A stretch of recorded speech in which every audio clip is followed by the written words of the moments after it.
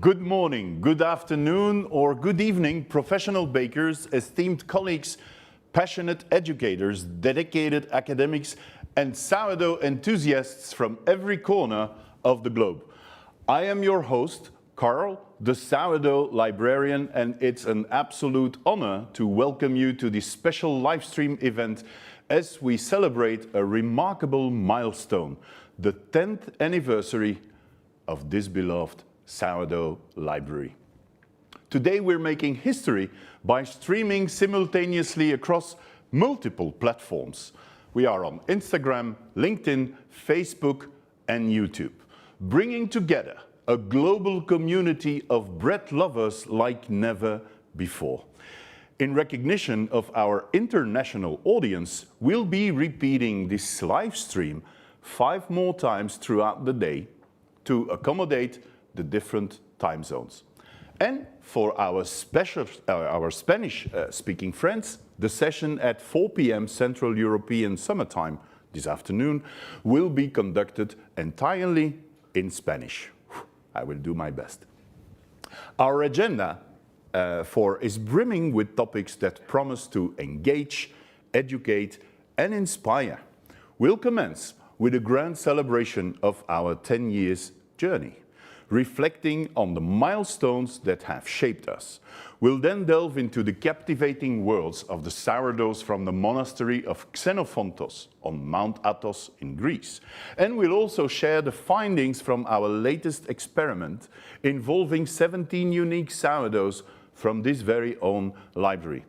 And of course, we'll take some time to answer your questions because this celebration is about our shared passion and collective wisdom. In this hour, we are having Professor Marco Gobbetti and Raffaella di Cagno, my sourdough heroes from the Free University in Bolzano. So, passionate sourdough enthusiasts, wherever you are joining us from and whatever time it is in your region, get ready and settle in for an hour of enlightening conversation, heartwarming memories, and plenty of sourdough magic. I already thank you for being part of this groundbreaking event. Now, let's get this celebration started.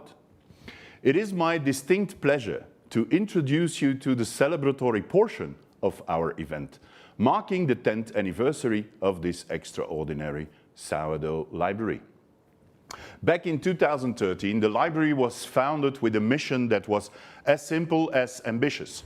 It was to preserve the biodiversity of sourdough, protect the heritage of baked goods and baked goods made with this unique leavening agent, and provide a backup for sourdough cultures from around the globe. This non-profit initiative by Purados was conceived as a contribution to the world of fermentation and fermentation technology. So, fast forward a decade, and we have grown to house an impressive collection of 145 samples from 30 different countries. Our work has led us to discover over 1,500 strains of yeasts and lactic acid bacteria. We've embarked on numerous scientific studies, some of which are still ongoing, deepening our understanding of this ancient baking tradition.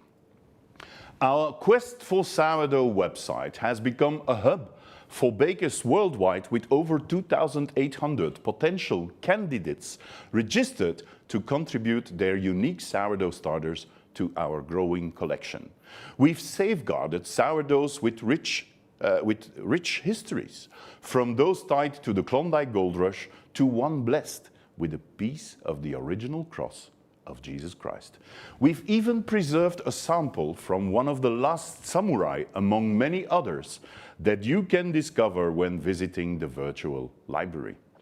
Our efforts have earned us global recognition, with features in the New York Times, various podcasts, TV shows, and interviews on radio stations.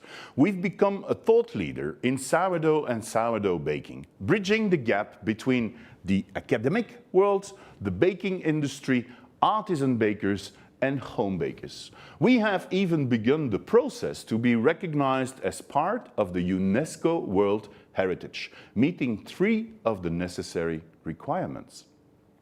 Looking towards the future, our mission remains clear. We aim to crack the code of sourdough.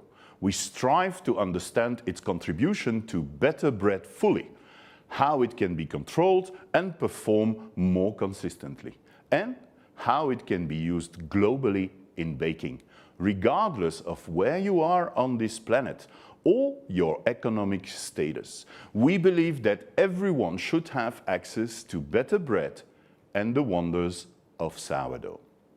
But beyond the examples and scientific discoveries, what truly makes this library special is the community it has built. The friendships forged through a shared passion for sourdough are invaluable. Each jar in our library tells a story of tradition, heritage, and friendship. So, as we celebrate this milestone, we thank each and every one of you for being part of this journey. Here's to a decade of safeguarding sourdough biodiversity and to many more years of discovery and camaraderie. So you can join the celebration. I want to extend an invitation to each and every one of you. You've heard about the Sourdough Library's mission, its achievement, and its dreams for the future. Now it's time for all of us to become part of this incredible journey. We are launching the Sourdough Contest in honor of the 10th anniversary. This is a global call for all bakers, professional or amateurs, to bake a loaf of sourdough bread and dedicate it to the Sourdough Library. And as you can see on the screen here on my left side, we want you to register your sourdough on the Quest for Sourdough website. But we want you to bake a loaf of bread made with your delicious sourdough starter, probably. We want you to take a snapshot, make a nice picture or a couple of pictures. We want to see your crust, your crumb, and the unique features of your loaf. We would like you to share that post on social media, describe your bread, tell about the starter you use, and share why sourdough baking is important to you. Use the hashtag #SourdoughDecade and tag me whenever you can so we can see your posts. Again, register your sourdough on the questforsourdough.com, and by doing this, you're helping us document and preserve the biodiversity of sourdough, and who knows that sooner or later I'll contact you to ask for a sample of your sourdough to enter here in the collection of starters in the library. So this is more than just a competition. It's a celebration of sourdough, of baking, and of the global community that shares this passion. So fire up those ovens, dust off your aprons, and let's bake. On the 14th of November, we will announce 10 winners. In case you are one of them, you will receive a signed copy of this book. It is called Experience Sourdough, and it talks about what we are doing here in this building called the Center for Bread Flavor. We will now venture into the realm of science, of experimentation and discovery. This year, we embarked on a unique experiment, one that allowed us to explore the evolution of sourdoughs stored up in our library from 2013 up to 2022. In this extraordinary experiment, we returned a sample of each sourdough to its original owners. We then asked them to feed this sample in their environment using their local flour and the local water. After 15 and 30 days, we collected the samples from them for comparison. The aim was to compare the original sourdough we received so many years ago to the current sample we have today in the library and the current sourdough that the owners have in their bakery. The results are fascinating, offering a glimpse into the dynamic life of sourdough and how it evolves over time and across different environments. However, we are just peeling back actually the first layers of this complex study. Over the coming months, we'll delve deeper into these findings, uncovering the secrets that lie within these sourdoughs. So, to discuss more about this experiment, I am thrilled to announce a special guest, Guylaine, my esteemed colleague from R&D, who has been instrumental in managing the scientific aspects of the sourdough library. She's actually my partner in crime in this project. And together, we've been navigating the intriguing world of sourdough science, and we are eager to share with you the latest insights. So, welcome, Guylaine. Finally, we have the results of this very unique experiment, never been done before like this, as there are many myths, assumptions, and unclarities on how sourdough starters behave in a different environment. So, what can we share with the viewers today? So first, I just would like to explain why we started this sourdough experiment. So the idea was to answer questions that we have. The first one is a fair question, and it's also a question that is frequently asked by people who visit the library. And it is about do the sourdough kept in the library remain the same as when it entered the library. Okay. The second question was also a fair question. And what about the sourdough stayed in the bakery? And the last question was, okay, if we have evolution of the sample from the library, would it be possible, by refreshing it at the bakery, to obtain the same sourdough as the one currently in the bakery? Okay. You have prepared some slides for us? Yes, that's right. So let's see. I'll let you manage. There you have the picture of the sourdoughs before they left the library. We have some very nice examples in there. So could you describe what we did in this experiment, including the section of the analysis of the sourdough itself, as we see it on the screen now? So tell us a little bit, what does that mean? Okay, so we firstly select 17 sourdough from the library. So this sourdough was kept in the library since 1 to 10 years, and it represents more or less 2 sourdough a year. From this 17 sourdough, we analyzed 4 different samples. One sample, which is a sourdough kept in the library. The second sample, which is the sourdough in the bakery at the moment. And 2 other samples, as you already explained, which were obtained after the refreshment in the bakery of the sample from the library after the 15 and 30 days of refreshment. So all these samples were analyzed regarding their microbiological characteristics. So mainly we identified the lactic acid bacteria and the yeast species present in these samples, and also from a biochemical point of view, such as pH, acidity, acetic and lactic acid contents. All these analyzed were done at Bolzano University, and I would like to take the opportunity to really thank the team which have made a great and a huge work during this experiment. Anna, Kachika, Marco, Raffaella. Yes. Thank you. All right. So the results came in, some of the results came in Friday, Monday. So very short to make final conclusions. Yeah. We know that there is still a couple of results missing. We are waiting for the DNA sequencing and so on. But what can we already disclose? Yeah. What have you seen? So we've noticed one very interesting thing is that the sample of sourdough, both the one kept in the library, but also the one kept of the bakery, for 12 out of the 17 sourdough evolved regarding their lactic acid bacteria composition. And I would like to illustrate this with two examples. Yes. Okay. So the example of the number 79 and the example of the sourdough number 125. So 79 is from Josie Baker in San Francisco, and 125 is from Anita Sumer from Sourdough Mania in Slovenia.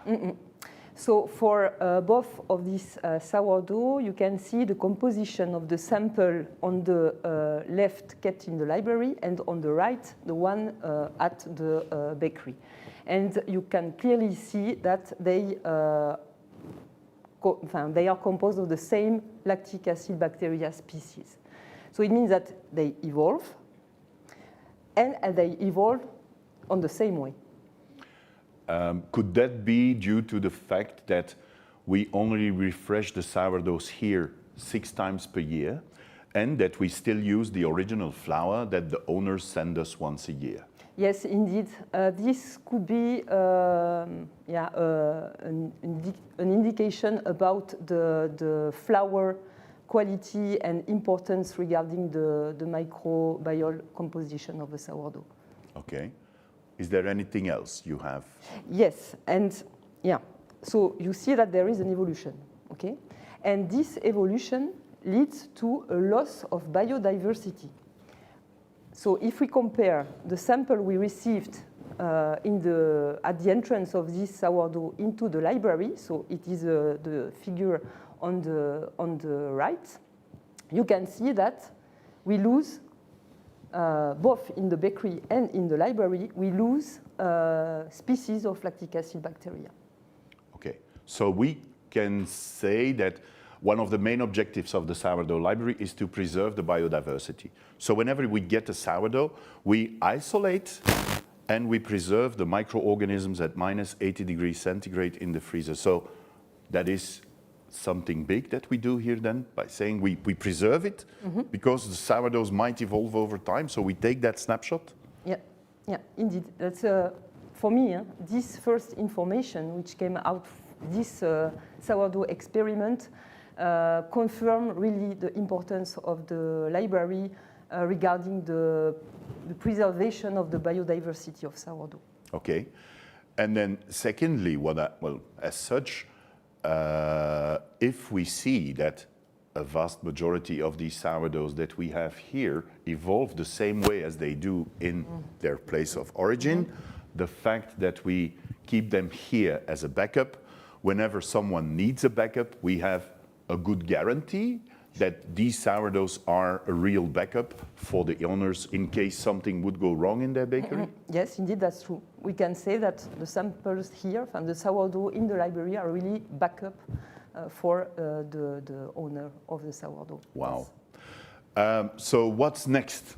We have now the first results, but yes. What's in the pipeline the coming weeks, days, months? Yeah, so we have to first receive all the results, then to analyze the results, and so here we have a first answer regarding the microbiological characteristic of these samples, but now we need to go into the biochemicals, so to see if the samples evolve also the same way regarding the biochemicals.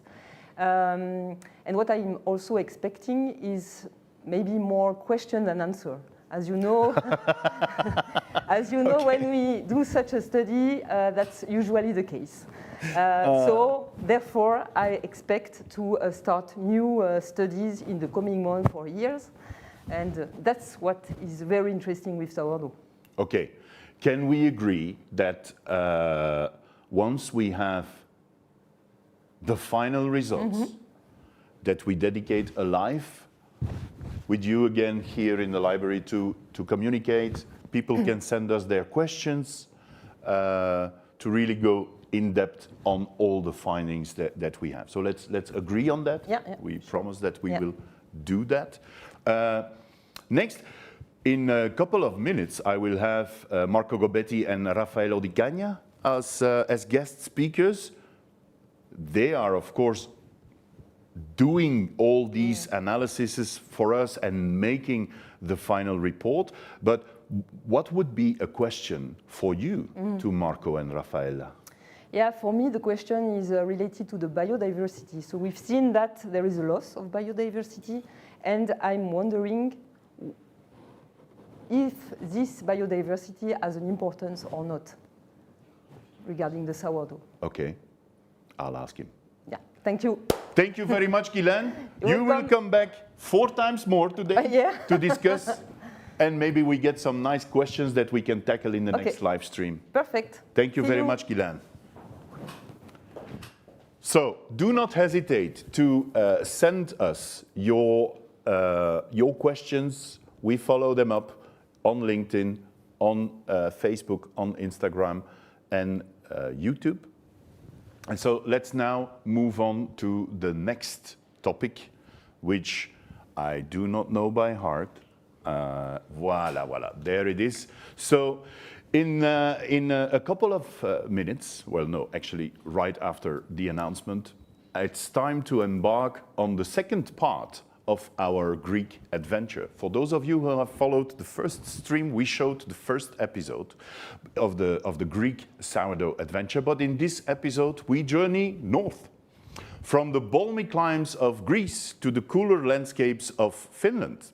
Our destination is a special one, the home of Father Damaskinos we met earlier in Xenophontos, the monastery on Mount Athos. So Father Damaskinos is, besides a priest, a university lecturer in systematic theology, but also the keeper of an extraordinary sourdough starter. This particular sourdough is not just any bread starter. It's a rye sourdough with a history that traces back to the Karelian refugees, or evacuates, as they say in Finland, of the late 18th and early 19th century.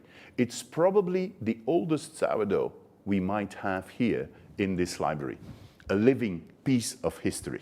This sourdough embodies the resilience and adaptability of the Karelian people. In this episode, we'll delve into the story of this ancient sourdough, explore its origins, and learn more about its journey through time. We'll discover how it was preserved, passed down through generations, and how it ended up in the caring hands of Father Damaskinos. Together with him, I'll discover how he creates the typical Finnish rye bread. So prepare to be captivated as we uncover another layer in our ongoing quest for sourdough. This isn't just a journey through different geographies.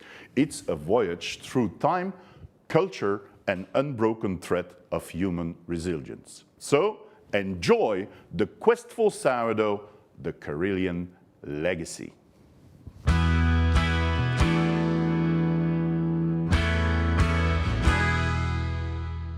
After Father Damaskinos invited me to pick up his sourdoughs, well, here I am, in Finland.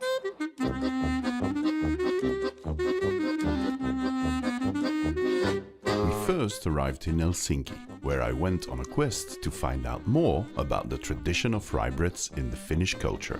For this, I reached out to Heikki Mänä, a specialist on Scandinavian breads. What makes Finnish rye bread or Finnish rye sourdough bread so special according to you? You can't bake without sourdough, because the sourdough makes that the pentosans of rye flour, they build some structure to the rye bread. If you don't use sourdough, you get a pancake. Rye itself, it contains very many health-promoting components, these phytochemicals. It gives you longer satiety. You don't have to eat snacks so often. You don't get hungry so soon. In these Scandinavian countries, you have to be self-sufficient. And rye is growing very well here. In these circumstances, even when we have climate change, we don't have to export. We are not dependent on other countries' harvests. What is the main benefit of using sourdough in rye bread? I think it is the taste, and then you get more shelf-life. You get, let's say, about 30% more shelf-life by using sourdough than without sourdough. So if you want to have natural baking without additives, you use sourdough. After learning more about the importance of rye in the culture, I wanted to try the different flavors and types of available rye bread as well as visit some of the best bakeries in town. Our last stop was Tu Los Rieva. Father Damaskinos recommended this bakery in town, where they let me and the crew go all the way into the atelier, where they bake rye, wheat and oat breads. And they even showed us their sourdough, which they store in pre-measured packages for later ease of use.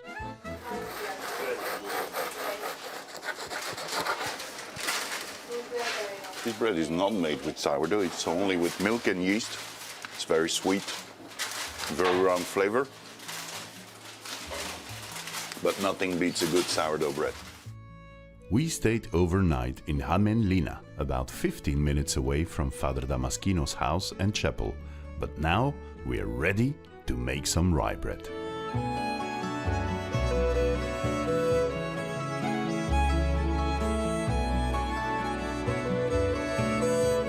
Good morning, good morning.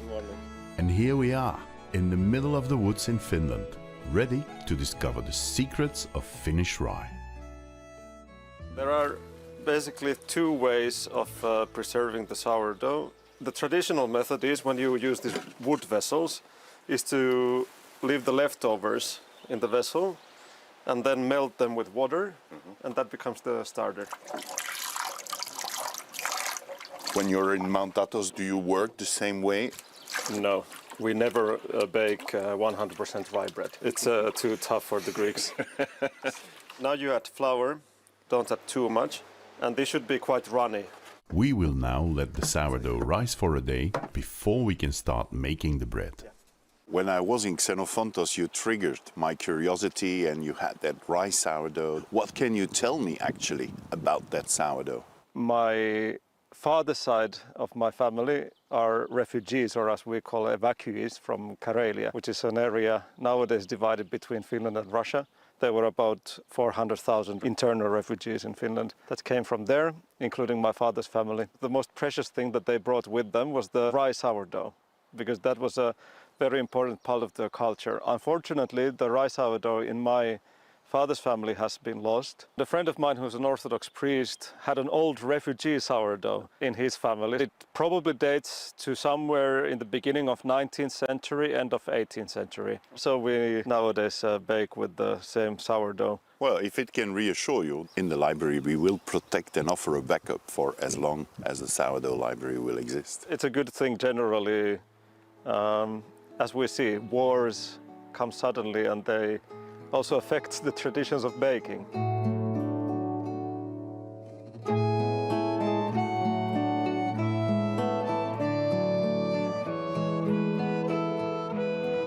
So now the starter has been here with the water. We make it into this really runny porridge. See a lot of these bubbles here, and It's alive, eh? it's alive and it smells.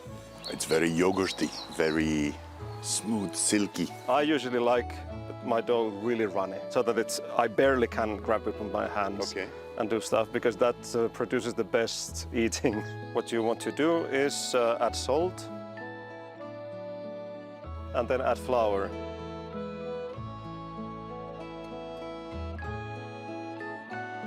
We make a sign of the cross with our hands, like this. Just like in Xenophontos, the blessing of the dough is very important in the process of the bread making for the Orthodox Church. Kiitetulkoon Jumalamme alati nyt ja aina ja kaikkisesta ja kaikkiseen. Aamen. Pyhä Jumala, pyhä väkevä, pyhä kuolematon, armahda meitä. Sielummen. Nyt ja aina ja iankaikkisesta iankaikkiseen. Aamen. Sen palkan sekä meitäkin armahtakoon hyvyydessä ja ihmisrakkaudessaan. So now we put it in a warm place to rise for 3 to 6 hours. Father Damaskinos buys his flour directly from a miller. We're going to pick up the flour I will take back with me to Belgium, and an extra treat for dinner tonight. Bye-bye, is that moi moi? Moi moi, yeah. And hello? Moi. Moi. Oh, the dough is ready. Now we just need to make it into loaves of bread. It's quite soft, but let's see what happens. We try to make it into a little bit of pyramid shape, so it will smoothen out and become a round bread. And now we wait an hour or two. While we wait for the bread to rise, Father Damaskinos teaches me how to make some Karelian specials. Karjalanpiraka, or unleavened rye pies, and vatrushkas made with the wheat sourdough from the cross, which are wheat and cardamom sweet buns filled with the traditional Finnish sour yogurt. The Karelian pies are often used to check the oven temperature before baking the rye bread. Oh yeah, they look fine. So a bit of brown. The smell is great. And now the oven is ready to bake the bread.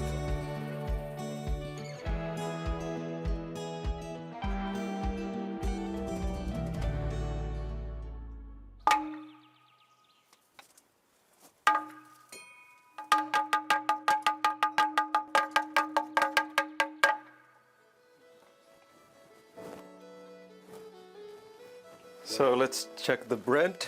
That's yours. It ended up being nice. And the sound. Yeah. Top. Yeah, that sounds great. That's the one. Yeah. So now we cover them and they should be fine in a few hours. The last thing we need to do is to take the sourdoughs back to Belgium. We will start with the Stavros sourdough. Voila. And then the other one, eh? The rye one. Open.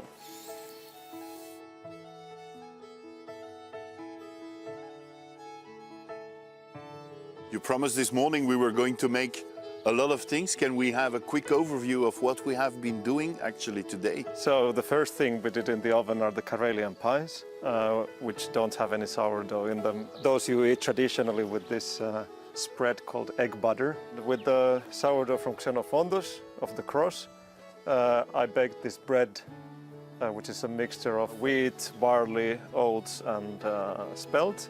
Last thing we baked in the oven are these sweet buns filled with sour yogurt. And of course we have the main star of the day, which is the rye bread. The reason why I came. Yes, and which turned out to be quite good actually. And we also have some freshly smoked salmon. The flavor of the crust. It's very roasted, almost nutty. And this has the perfect structure because the crust is supposed to be kind of dry and hard, but the inside is supposed to be a bit softer and richer. This is probably the best rye bread that I have tasted. It's a nice ending of a day. We should maybe invite the hardworking people behind the scene to come and join us. Come on, guys. You did a good job today. Let's enjoy these delicious goods. Hyvää ruokahalua Kallioreksi. Bon appétit. I hope you enjoyed the film. I did. Now I am delighted to welcome Marco Gobbetti and Raffaella di Cagno from the Free University of Bolzano, who will shed a light on the fascinating topic of health and sourdough and answer your burning questions. Raffaella and Marco, it's a pleasure to have you with us. Good morning, Carl. It's our pleasure. Thanks. Good morning, Carl. Marco. You are looking Thank good. you. Welcome. How are you doing? We are at the work, doing the daily commitment, but we enjoy to have this time with you and for speaking about the sourdough library and the sourdough world. All right. So, Marco, I always mention you are my sourdough hero, and I really mean that. We have a long-term relationship, so I know you, but probably some of the viewers do not know you. So can you briefly introduce yourself? Yes, thanks, Carlo. First of all, I would like to say that you at the same time are my hero, and the cooperation with you is always pleasant. I'm a full professor of food microbiology who worked in several Italian universities, and I started to work on sourdough fermentation about 30 years ago.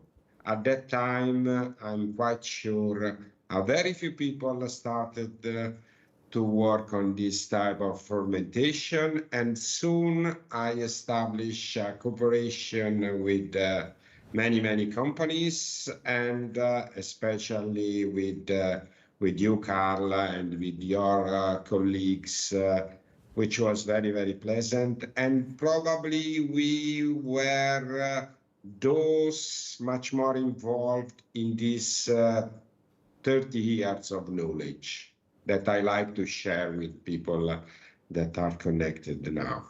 Okay, so you are right now, and you have conducted over these last 30 years a lot of research on the health and well-being aspect of sourdough bread, and not only bread but other baked goods. So what can you tell us more about this research? Thanks for the question, Carl. In these 30 years, what we had to do was to convince people about the suitability of the sourdough fermentation, mainly concerning flavor, extension of the shelf life, suitability in terms of hours dedicated to fermentation, not only suitable for artisan but also for industries. Then in the middle of the route, about 10-15 years ago, since all results converge for the use of the sourdough, we move to healthy aspects. And we demonstrate, because of the presence of a very complex, a very diverse, a very performing microbial community, that all these microbes together, in particular lactic acid bacteria, have performances which may give much better nutritional properties to, as you rightly said, not only sourdough bread, but to all sourdough baked goods. I'm proud to say that all the scientific community is in agreement to state that a sourdough bread has a higher concentration of minerals which are bioavailable for the human diet.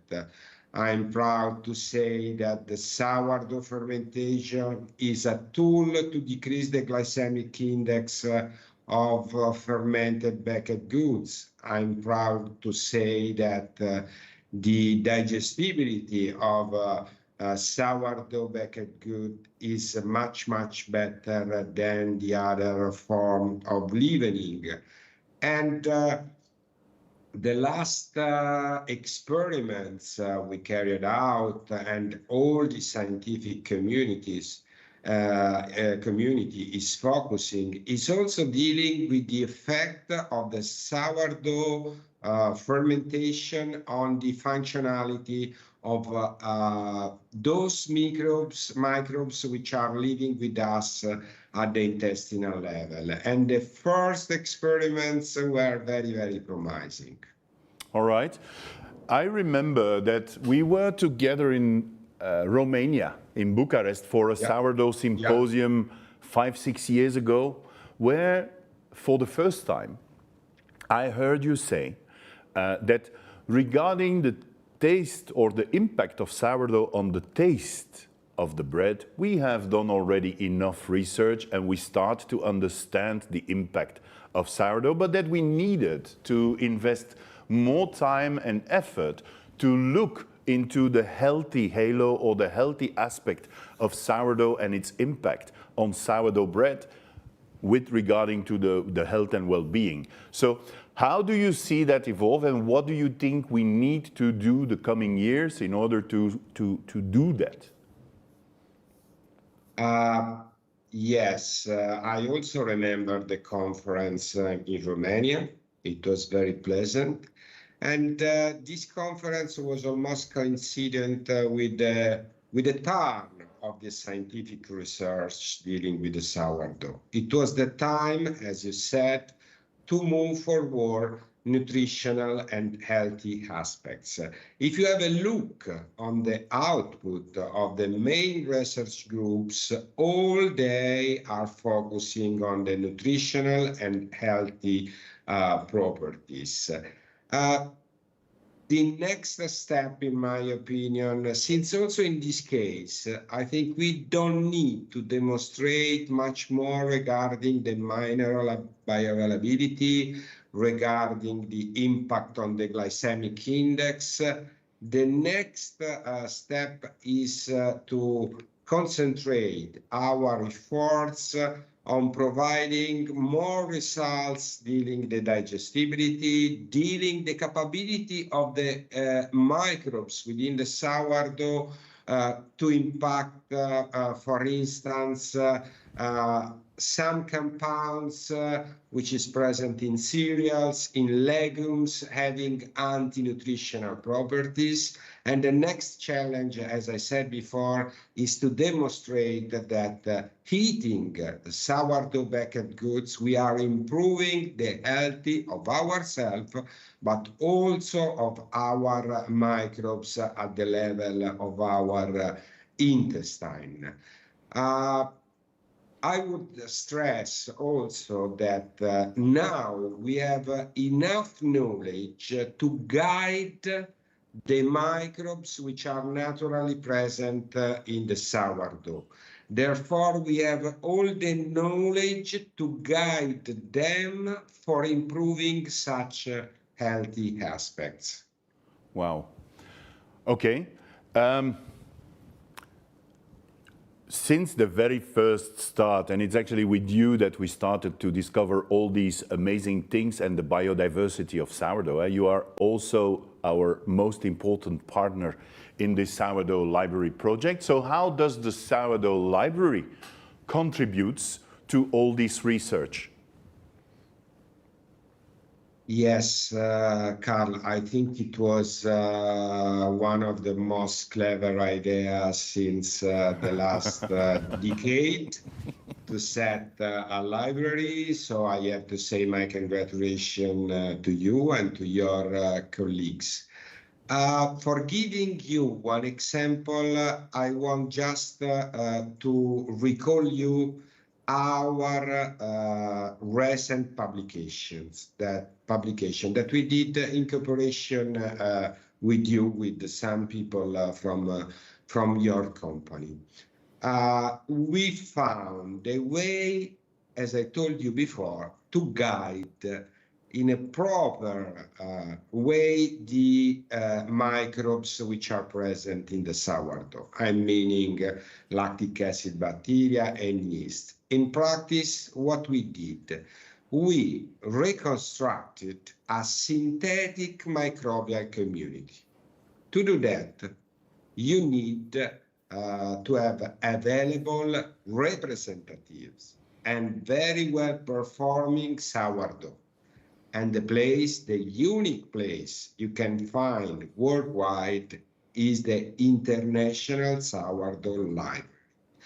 This is, I think, the library is a source for microbiological diversity, is a source for recipes, is a source also for anthropological information, which we have not to forget are very important also for those people like Raffaella and me working on the scientific field. Since from the history we can pick up many information that we need just to update with the current and improved techniques.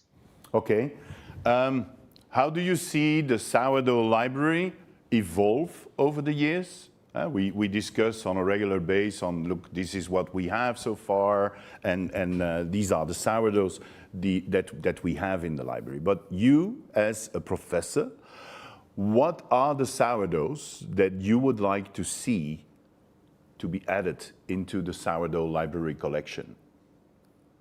I think, as all people can understand, there is a limitation due to the space, to the working with sourdoughs. People have not to forget that you are working with a biological material that need constantly to be fed, to be refreshed, to take care. And therefore, the limit is on the number of sourdoughs that are present in the library. I think you did a very good job, since those which are present have a twice value. They are from very, very important industries, so they are worldwide used. And they are coming from countries, from regions where they have a very typical and historical value. If I can add some suggestion, I would, since the idea, the library is very amazing, I would just suggest, if possible, to increase the number of sourdoughs that can be stored. And looking on the opposite side, I think owner of the sourdoughs, in other words, bakers, should be very proud about their storage of the sourdough on the only international library. And I'm in touch with many, many Italian associations which aim to protect the sourdough. Whole president of these associations are asking me how we can confer, how we can send, how we can store our sourdoughs in the library. So helping people to collect some more samples should be the challenge for the next 10 years, Carl. Okay. Well, if I can say something about that as well, what we see here, we have now these fridges filled with, you see there is 3 jars on each shelf. So for the moment we have 145 samples. We still can add some more because we have a couple of empty fridges left in the library. But nevertheless, if I see that I have shortage, what I can do is just move the shelves or move the jars, and I can add a 4th jar on each shelf. I can go up to 12 jars on each shelf. If needed, I can use smaller jars. I can add more shelves. So I made once the calculation. In this library, we can host 1,000 sourdoughs. Of course, we need to feed them and to maintain them. That is the big challenge. And even then, I look at this as the showroom of the sourdough library project. If you go to a library, you have the shelves with all the books, but there is probably many more books in the basement or in the attic or located somewhere else. And what you see is the books that they think, okay, this year we put these books on the shelves. So we could imagine that we have this library showing the most biodiverse, or showing one fridge with all the rye, one fridge with all the other types of grains, and so on. So there is no limitation on the capacity. The only limitation is, as I often use when I talk to people who have the money to support and to sustain the project, is that we need time to do so. Yeah. Okay. Yeah. You're right, Carla, and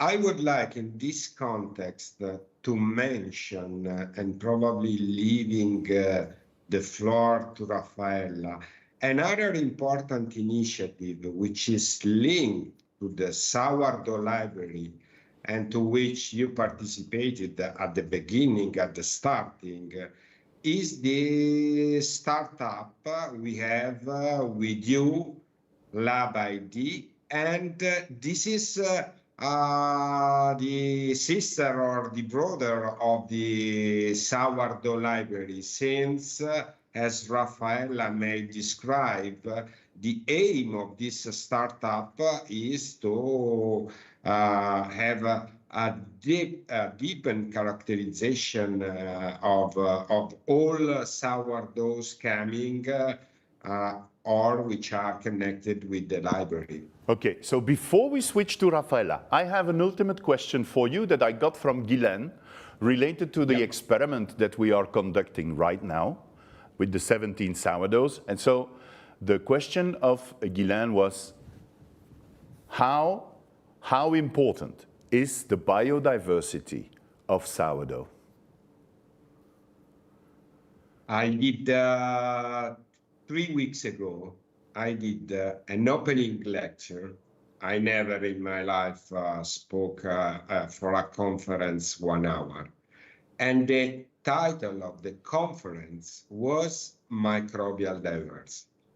So I had an introductory part of my speech where I showed that do you want to speak about productivity? Do you want to speak about efficiency? Do you want to speak about healthy repercussion? The secret is diversity. There is a strict link between diversity and microbial complexity. Obviously, what we have to do is to guarantee a certain diversity, not exceeding that one we can manipulate, not exceeding that one we can handle and we can guide. But to answering to Guylaine, diversity is a synonym of productivity and performance. You cannot get what you are getting with 3, 4, 5, 10 microbes with only one or with a less number. Okay, thank you very much, Marco. Let's now switch to Raffaella to talk about Lab ID. So, hi, Carlo, thank you. Hi, Raffaella. Yes, and let me say that, Carlo, for me, it's quite hard to speak about sourdough after Marco Gobbetti, the hero of the You're sourdough. underestimating yourself, Raffaella. Go for it. Yes, and what I would like to say before to introducing the Lab ID startup is that I discovered the sourdough thanks to Marco Gobbetti, more or less 20 years ago. And my research activity dealing with sourdough was mainly focused, in addition to what Marco already said, so nutritional properties, sensory and rheological properties of these important natural starters for living in baked goods. My research activity was mainly focused on the metabolic pathways that are behind what we can observe in the sourdough and finally in the bread. Regarding the Lab ID, is a very recent initiative that theoretically, officially was started last year, but only this month we can say that the startup is almost ready. What is the main aim of this startup is to discover the biodiversity of sourdoughs from bakery, but also from citizen, for instance, because you know better than me that the sourdough now is a procedure that is followed by peoples at home. This will be possible through a recent eye technology by using the Illumina machine. And through this machine, we can run at the same time a lot of samples of sourdoughs, which will give us an overall picture of all microbes that are inside, dominant, subdominant, and as recently Marco published, also the satellites players present in the sourdough. This is one activity, but we can provide to the users also some suggestion how they can improve the management of the sourdoughs. All right. That's all. That Yeah. seems like a very exciting addition in the world of sourdough, where everyone, depending wherever you are on earth, can order a small box that they will fill with a bit of their sourdough, send it to you in Bolzano. You do the analysis on the metagenomics, so we have a right view on everything that is available and its biodiversity, and you will generate a report out of it. That is all right. Yeah, right. Yes. Yeah. For those who are viewing, who will visit us next week in Germany during the IBA show in the startup area, there is a little booth where LabID will be represented. So thank you, Raffaella, for this nice introduction and world premiere of the announcement of LabID that will be available very soon through my Instagram account and through our through the website of LabID. The links will be shared in due time when everything is ready. And thank you very much for the time with us, Marco and Raffaella. Always a pleasure. So that brings us to the end of this second live stream, and I'd like to thank all of you for this. So we received one question, which was, what is the cause of the loss of biodiversity in the sourdough samples? That's a long answer that due to time restrictions, I cannot answer, but it's a very good topic for one of our next social media posts. We have also a question on, can I use sourdough bread if I'm lactose intolerant? Well, normally in sourdough bread, there is flour, water, salt. So there is no lactose involved if you use those ingredients, so it should be okay. But I'm still not a doctor. And then there is some questions related to the experiment, which we will also answer the coming days. Okay?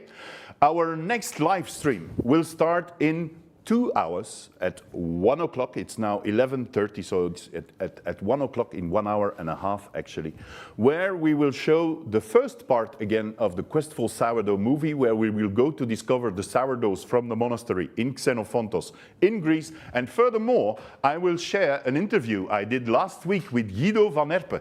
Guido van Herpe is the CEO of La Lorraine Bakeries here in Europe. So do not forget to bake and share your celebration breads to win this book.